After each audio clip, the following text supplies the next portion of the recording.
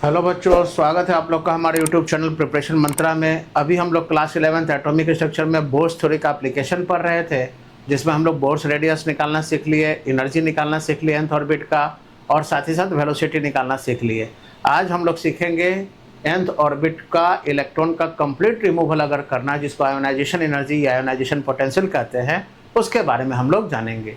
ठीक है, तो हम लोग का चौथा एप्लीकेशन जो है बोर्स थ्योरी का 4th नंबर, उसमें आयोनाइजेशन एनर्जी।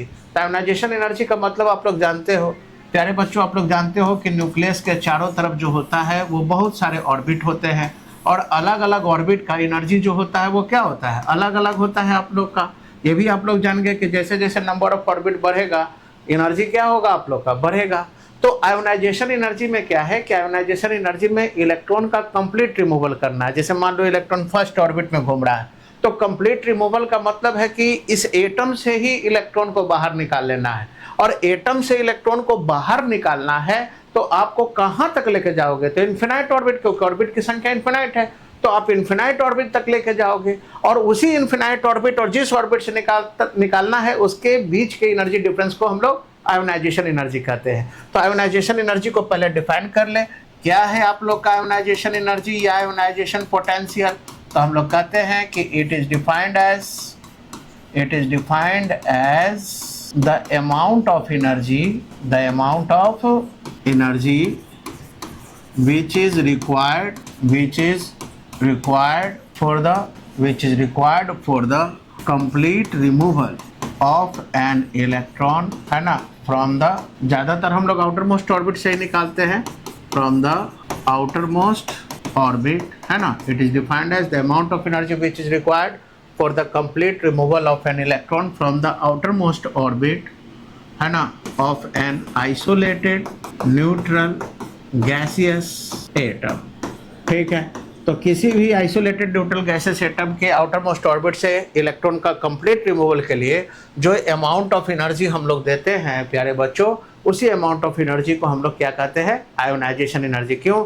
क्योंकि अगर एटम से इलेक्ट्रॉन बाहर निकल जाएगा तो जाहिर बात है कि एटम पे चार्ज आ जाएगा, प्लस चार्ज आ जाएगा, यानी वो कटायन बन जाएगा, यानी आयोनाइज हो जाएगा। तो इसका मतलब कि एटम को आयोनाइज करने के लिए जो हम एनर्जी देते हैं उस एनर्जी को कहते हैं क्या, आयोनाइजेशन एनर्जी। ठीक है, अब एक चीज यहाँ पे लिखा हुआ है आइसोलेटेड न्यूट्रल गैसेस का मतलब क्या। तो आप लोग को पता है कि जब भी आयोनाइजेशन एनर्जी देंगे तो एटम जो है, खासकर आयोनाइजेशन एनर्जी का यूज हम लोग मेटल्स के केस में करते हैं, और मेटल जनरली सॉलिड स्टेट में पाए जाते हैं, यानी एक एटम दूसरे एटम के साथ इंटरेक्ट रहता है काफी ज्यादा स्ट्रांगली।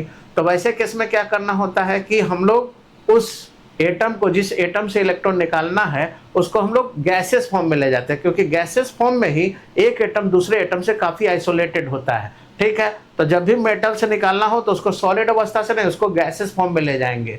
और आपको पता है कि किसी मेटल से अगर इलेक्ट्रॉन निकालना है तो उसको पहले सॉलिड से कौन से फॉर्म में ले जाओगे, गैसेस फॉर्म में, और सॉलिड से सीधे गैसेस फॉर्म में ले जाने के लिए जो एनर्जी देते हैं उसको हम लोग कहते हैं सब्लिमेशन एनर्जी।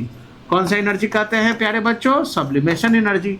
अब गैस के फॉर्म में जब आ जाए, है ना, तब यहाँ पे हम लोग देंगे क्या, फर्स्ट आयोनाइजेशन एनर्जी। याद रखना कि हम लोग बारी बारी से इलेक्ट्रॉन निकालेंगे। ठीक है, तो जो न्यूट्रल एटम से अगर इलेक्ट्रॉन निकालेंगे, तो न्यूट्रल एटम से अगर एक इलेक्ट्रॉन निकालेंगे तो उसको कहते हैं फर्स्ट। ठीक है, तो फर्स्ट आयोनाइजेशन एनर्जी देंगे ये न्यूट्रल एटम से। तो ऐसे केस में क्या होगा, एक इलेक्ट्रॉन निकलेगा, है ना, और एक इलेक्ट्रॉन बाहर हो गया आप लोग का। एक इलेक्ट्रॉन बाहर तो एम पे एक प्लस आया। फिर अगर आप चाहोगे कि एक प्लस है पहले से, यानी पहले से एक इलेक्ट्रॉन लूज किए हुए है, और अब दोबारा अगर आप इलेक्ट्रॉन निकालोगे तो उसको कहते हैं हम लोग सेकेंड आयोनाइजेशन एनर्जी। तब इस पे कितना प्लस हो जाएगा, 2 प्लस, एक इलेक्ट्रॉन निकलने के बाद। क्यों? क्योंकि एक पहले से लूज किए हुए था, एक और निकला तो 2 प्लस हो गया। इसी तरह से अगर आप चाहोगे कि फिर अगर आप निकालें, यानी हम प्लस प्लस से निकालना चाहते हैं, तो उसको हम लोग कहते हैं थर्ड आयोनाइजेशन एनर्जी। ठीक है, यानी एम पे आ जाएगा 3 प्लस, ठीक है, गैसेस फॉर्म में, और एक इलेक्ट्रॉन निकल गया। अगर हम आप लोग से पूछे कि क्या तीनों ही केसेस में आयोनाइजेशन एनर्जी सेम लगेगा कि अलग अलग लगेगा, तो देखो प्यारे बच्चों इस चीज को समझो, जैसे जैसे एटम इलेक्ट्रॉन लूज करता जाएगा, एटम का साइज छोटा होता जाएगा, एटम में इलेक्ट्रॉन की संख्या कम होती जाएगी और प्रोटॉन की संख्या तो जितना है उतना ही रहेगा।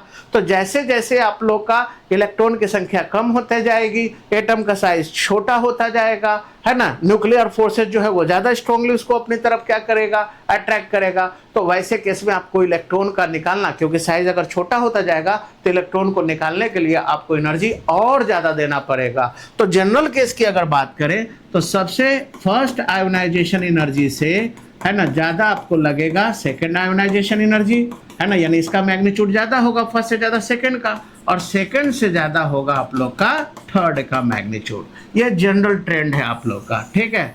इसमें एक्सेप्शनल केसेस आगे हम आप लोग को बताएंगे। तो ये समझ गए कि आयोनाइजेशन एनर्जी का मतलब क्या होता है। आयोनाइजेशन एनर्जी का मतलब हुआ कि किसी भी एटम को कंप्लीट आयोनाइज करना। अब ऐसा नहीं कि फर्स्ट ऑर्बिट में इलेक्ट्रॉन घूम रहा है और फर्स्ट से प्रमोट कर दिए फोर्थ ऑर्बिट में तो उस एटम के अंदर ही रह गया, तो उसको आयोनाइजेशन एनर्जी नहीं कहेंगे। आयोनाइजेशन एनर्जी का मतलब है कि जो भी उसका आउटर मोस्ट ऑर्बिट है या जिस ऑर्बिट से आपको इलेक्ट्रॉन निकालना है उससे कंप्लीट रिमूवल करना है, आप लोग को पूरी तरह से बाहर निकालना है, एटम को आयोनाइज करना है, तब उस एनर्जी को हम लोग कहेंगे कौन सा एनर्जी, आयोनाइजेशन एनर्जी। तो कैसे निकलेगा आयोनाइजेशन एनर्जी, आइए हम लोग देखते हैं।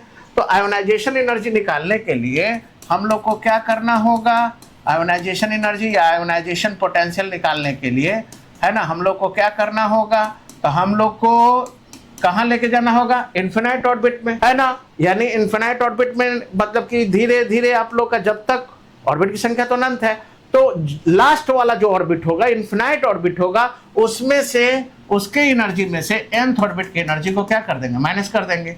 इन्फिनाइट ऑर्बिट का कितना हो जाएगा, 0 एनर्जी, क्योंकि आप लोग एनर्जी का एक्सप्रेशन जानते हो, ये कितना होता है, -13.6 into Z square by n square. जैसे जैसे नंबर ऑफ ऑर्बिट बढ़ता जाएगा, है ना, ये डिवाइड करता जाएगा, डिवाइड करके माइनस में इसका वैल्यू को क्या करता जाएगा, कम करता जाएगा, यानी धीरे धीरे वो बढ़ेगा, है ना। और माइनस में बढ़ते बढ़ते कहाँ तक चला जाएगा, जब इन्फिनाइट जाएगा तो उसका 0 हो जाएगा आप लोग का। तो इस केस में आप लोग का क्या होगा, ये 0। और nth ऑर्बिट का एनर्जी तो आप लोग जानते ही हो कितना होता है, -13.6 nth ऑर्बिट का ही ना एनर्जी होता है, तो -13.6 into Z square by n square, ठीक है, इलेक्ट्रॉन वोल्ट पर। तो ये क्या हो जाएगा, माइनस माइनस प्लस हो जाएगा, यानी +13.6 into Z square by n square. ये किस चीज़ में, इलेक्ट्रॉन वोल्ट पर एटम में, है ना। यह जूल में कितना हो जाएगा, +21.79 into 10⁻⁻19 into Z square by n square. ये किस चीज़ में हो जाएगा, जूल पर एटम में। मतलब ये क्लियर है आप लोग का कि एनर्जी को, अगर एनर्जी पूछेगा किसी भी ऑर्बिट का तो माइनस में दिखाना है, और आयोनाइजेशन एनर्जी आप लोग से पूछेगा तो सब कुछ वही रहेगा, सेम मैग्नीट्यूड वही रहेगा, बस साइन चेंज हो जाएगा। आयोनाइजेशन एनर्जी में माइनस की जगह प्लस यूज कर देना। तो अगर आप प्लस लगा दिए तो आयोनाइजेशन एनर्जी हो गया, और यही अगर माइनस लगा दिए तो वो एनर्जी हो गया। तो आप आसानी से आयोनाइजेशन एनर्जी किसी भी ऑर्बिट का निकाल सकते हैं। तो यहाँ पे आप लोग देख रहे हैं कि प्लस के केस में आ गया, तो इसका मतलब आप लोग का क्या होगा कि इसमें नंबर ऑफ ऑर्बिट अगर बढ़ेगा तो आयोनाइजेशन एनर्जी कम लगेगा, यानी जितना ज़्यादा ऑर्बिट होगा, यानी हम लोग कह सकते हैं कि ionization energy directly proportional to Z square and inversely proportional to n square. यानी जिसमें ऑर्बिट ज़्यादा, यानी जितना आउटर मोस्ट ऑर्बिट जितना ज़्यादा होगा, है ना, आपका आयोनाइजेशन एनर्जी उतना कम लगेगा। क्यों, क्योंकि न्यूक्लियस से जितना ज़्यादा दूर होता जाएगा इलेक्ट्रॉन, आपको इलेक्ट्रॉन को निकालने के लिए एनर्जी कम देना पड़ेगा, क्योंकि फोर्स ऑफ अट्रैक्शन भी आप लोग का कम होगा, है ना। और वैसे केस में जेड स्टार भी आप लोग का कम होगा, ठीक है। तो ये ध्यान रखिएगा। तो यहाँ पे नंबर ऑफ ऑर्बिट बढ़ेगा तो आयोनाइजेशन एनर्जी घट जाएगा, है ना, ये ध्यान रखिएगा। लेकिन अगर एनर्जी की बात करें तो नंबर ऑफ ऑर्बिट जैसे जैसे बढ़ता जाएगा उसका एनर्जी भी बढ़ता जाएगा, ठीक है। तो ये ध्यान में रखना है। तो ठीक है प्यारे बच्चों, इसी तरह के वीडियो को ज़्यादा से ज़्यादा देखने के लिए हमारे चैनल को सब्सक्राइब कीजिए, वीडियो को लाइक कीजिए, शेयर कीजिए और बने रहिए प्रिपरेशन मंत्रा के साथ। Thank you.